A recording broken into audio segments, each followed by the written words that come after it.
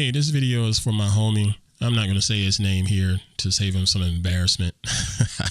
Just kidding, just kidding. But anyway, bro, you mentioned how you don't particularly like to show the spectral display in your audio editor of choice because of, you know, resource reasons and stuff like that. But I got to tell you, this freaking tool is so dadgum useful. So take a listen to this audio, and I want to know if you hear what I hear right at the end of the clip. Okay, so I'm going to hit play now. Scan software, scan software, scan software. Did you hear that? It's like a little click right at the end of it. It almost sounds like a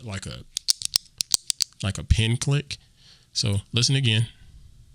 Scan software, scan software. Okay, so I can hear that in my monitors, but I'm looking up here in the waveform. I don't see it.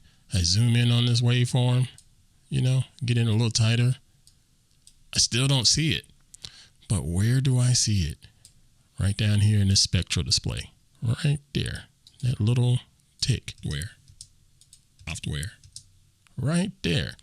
And so Audition has these brush tools and whatnot, and it's got this magical brush tool at the top, spot healing brush. I can go into the spectral display because I can see the click there. Can't see it in the waveform. And now just freaking brush it away like that. Oh, it's gone. Now let's play this back again. So I'll move this over here like that. We do a little spread like that and hit play. 2-3 scan software. 2-3 scan software. 2-3 scan software. Oh, doesn't that sound much better? No click. And it was just as easy as wiping it away on the spectral display. Oh, yeah.